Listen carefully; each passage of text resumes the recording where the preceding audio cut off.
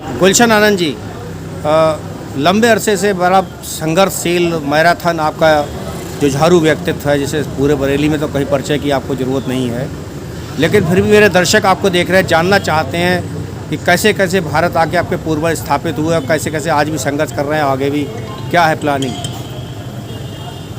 1947 में जब भारत का विभाजन हुआ दुर्भाग्यपूर्ण तरीके से, तो हमारा परिवार भी वहाँ से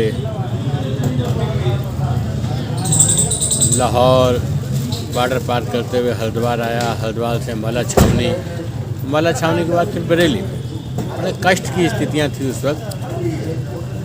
मेरी पैदाइश तो 1956 की बरेली की है। मेरे पिताजी उस वक्त लगभग 22 साल के नौजवान हुआ करते थे।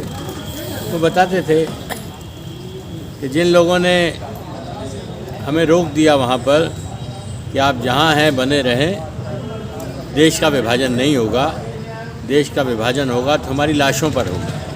अधिकांश कांग्रेसी नेताओं ने वहाँ बड़े बड़े भाषण दिए थे। लाश किसी कांग्रेसी नेता की तो नज़र आई नहीं, और लाखों लाशें हिंदुस्तान पाकिस्तान विभाजन में नजर आई। एक अलग विषय है, कुछ लोगों को याद है, कुछ लोग भूल गए। याद उनको है जिन्होंने अपना परिवार खोया, कारोबार खोया, सारा कुछ उसमें गर्क हो गया। वो यादें अब भी जहन में हैं। स्वर्गीय पिताजी बताया करते थे, बड़े कष्ट के क्षण थे। जब अम्बाला कैंट में आए तो पिताजी बताते हैं कि 36 संपत्तियां कागजों के रिकॉर्ड में हमारे पास मौजूद थी। तो सरकारी दफ्तरों में उसकी लिस्ट देनी थी, तो इतने पैसे नहीं थे कि 36 संपत्तियों की फीस देकर उनको हम दर्ज करा सकते। तो संभवतः 4 या 5 संपत्तियां दर्ज हुई, उसका कुछ मुआवजा मिला, कुछ नहीं मिला। तो फिर सड़क पर आकर व्यापार किया, परिवार को पाला।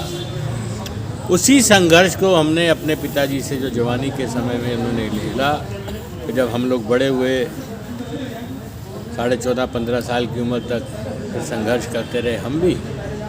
प्रभु कृपा रही, परिवार एकजुट था, एक जज्बा था मन के अंदर कि भाई किसी से अनुदान भी कुछ मांगना नहीं है, कुछ करके दिखाएंगे। और उसका दृश्य आज बरेली में है,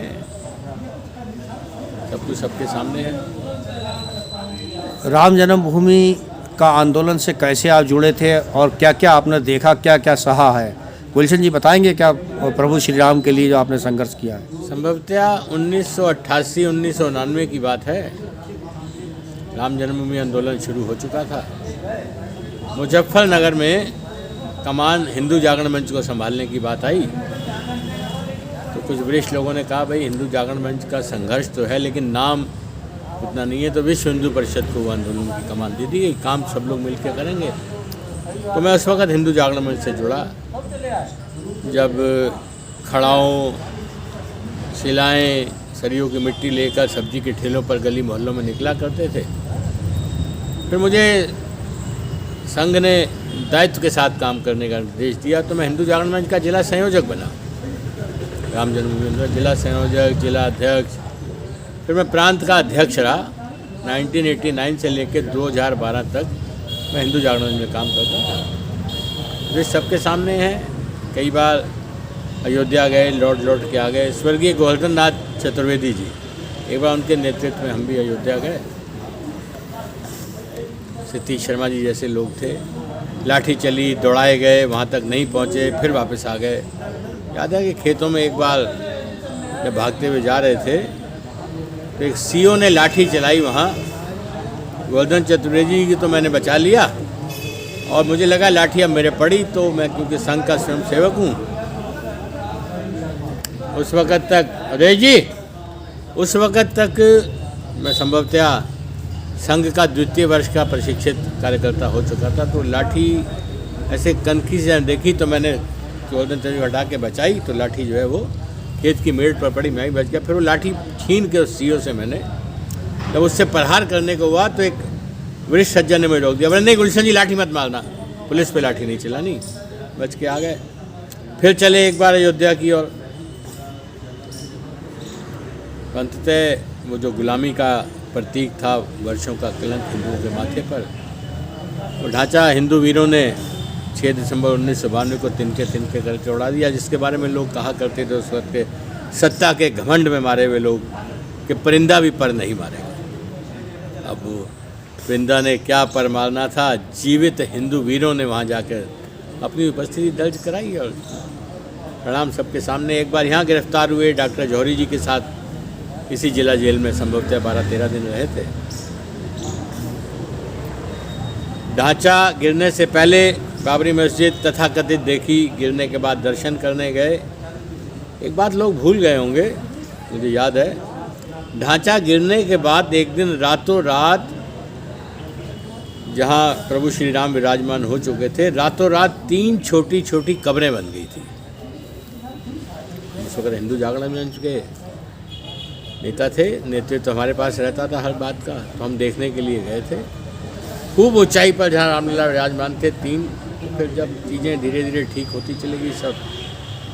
हम तो मानते हैं प्रभु ने जो कहा जिससे करवाना होता है उसको श्रेय देते हैं प्रभु। जनता जनार्दन ने निर्णय लिया, आदरणीय नरेंद्र मोदी जी प्रधानमंत्री बने, सर्वोच्च न्यायालय ने भी उचित निर्णय दिया। यदि ढांचा नहीं गिरा होता, आदरणीय मोदी जी प्रधानमंत्री नहीं बने होते, सर्वोच्च न्यायालय क्या निर्णय देता? चला आ रहा था बरसा बरस और चलता रहा। तो एक सुखद परिणाम, जेल, गोली, लाठी, डंडे, गिरफ्तारी, संघर्ष के बाद निकला। आज सबके सामने मुझे लगता है कि मंदिर, वो लोग जो ताने कसा करते थे ट्वीट पर, टीवी पर, चैनलों पर कि आप कहते हैं रामलला हम आएंगे, मंदिर वहीं बनाएंगे, लेकिन तारीख नहीं बताएंगे। हम भी कहा करते थे, स्थानीय लोग कहते भाई तारीख भी बताएंगे। आज सब कुछ हिंदुत्व का जो एक प्रचंड वेग था उसके कारण सब कुछ सामने है। लगभग 1 अरब 35 करोड़ जनता जनार्दन हिंदुओं की कल्पना साकार हुई, सब कुछ हमारे आपके सामने। और आज घर घर जाकर 10 रुपये से लेकर कितनी बड़ी से बड़ी दौलत की रसीद काटने लोग तैयार बैठे हुए हैं अपने आप को उस मंदिर से जोड़ने के लिए। सवाल 10 रुपये का नहीं है, सड़क का भिखारी भी दे रहा है, रिक्शा वाला दे रहा है, मजदूर दे रहा है, और लाखों रुपए देने वाले भी हैं। मुझे लगता है कि अब मंदिर की शुरुआत किसी दिन हो जाएगी। हम जैसे लोग रहें या ना रहें, लोग याद करेंगे हाँ साहब कुछ लोगों ने शहादत दी थी अपनी, और कुछ लोगों ने शहादत नहीं दी लेकिन उससे बुरा दौर भी देखा। कैसा भारतवर्ष देख रहे हैं, अगले भविष्य में क्या देख रहे हैं? भविष्य का भारत कैसा दिख रहा है आपको, कैसा आने वाला है? परम वैभव नेतु, हम तो प्रार्थना में पढ़ते हैं तो परम वैभव जिसकी चर्चा सुनते करते हम यहाँ तक आ गए।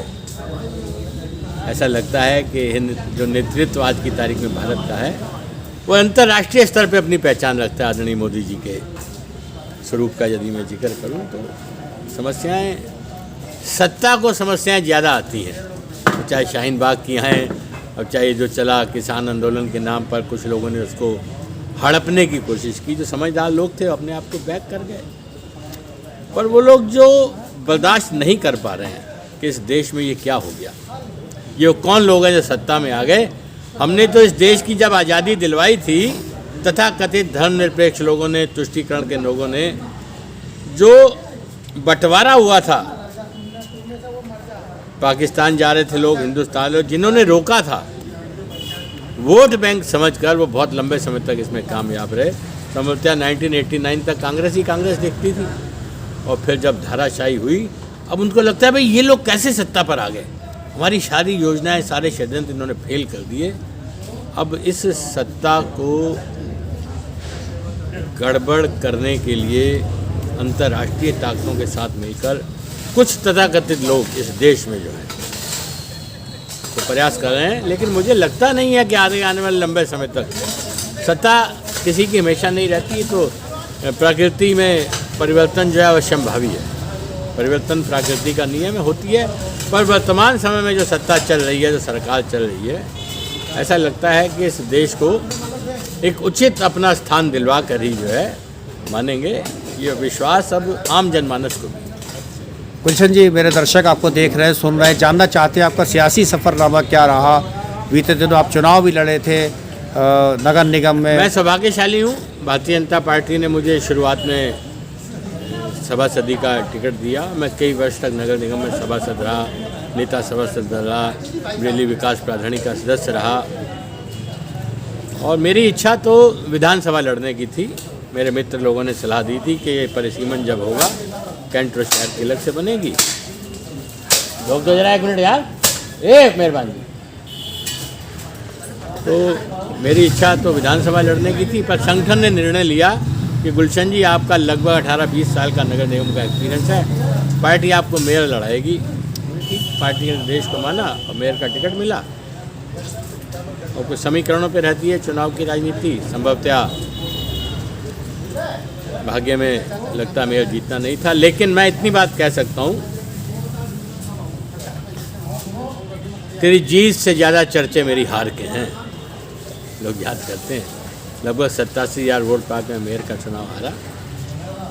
कुछ समीकरण ऐसे बन नहीं गए, बना दिए गए। मेरे पास आज भी पर्चे मौजूद हैं जो मस्जिदों से मेरे विपरीत छपे थे। रातों रात लगभग 2 दिन पहले ये समीकरण बदले। अन्यथा 60,000 में फरद, 70,000 में तोमर जी, 85,000 में मैं था। वो सारा वोट जिन लोगों ने मैनेज करके ट्रांसफ़र करवाया, उसका परिणाम था कि हम 87,000 वोट पा के भी हार गए। और फरद साहब का वोट लगभग 50,000 से ऊपर एक मुश्त ट्रांसफ़र हुआ। मेरी हार का बड़ा कारण है संगठन ने मुझे सम्मान दिया।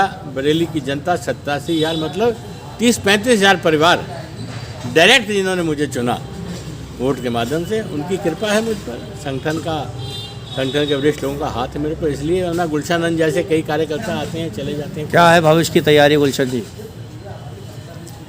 अब भविष्य तो बड़ा खतरनाक विषय है। सुनो भरत भावी प्रबल, बिलख कहो मुनिनाथ, है ना। तो इसलिए भावी तो बहुत प्रबल है। अपना कर्म करते रहना चाहिए। मेरे जैसे आदमी को कल्पना नहीं थी ना, मेरे परिवार को, मेरे समाज को, कि भारतीय जनता पार्टी मेयर का टिकट देगी, मिला ना। हमारे माध्यम से जनमानस को क्या मैसेज देना चाहेंगे आज की तारीख में? प्रत्येक व्यक्ति को वो जहाँ भी है अपने दायित्व का निर्वहन करना चाहिए। जिम्मेदारी सबकी है, देश सबका है, न किसी विपक्षी पार्टी का है, न किसी सत्ताधारी पार्टी का है। देश हर व्यक्ति का है। उसको अपनी जिम्मेदारी समझकर उचित निर्णय लेना चाहिए। सामाजिक, धार्मिक, राजनीतिक तीनों तरह की सक्रियता हर वक्त बनाए रखनी चाहिए। चुनाव के दिनों में आए फिर वापस चले गए, ये कोई मायने नहीं।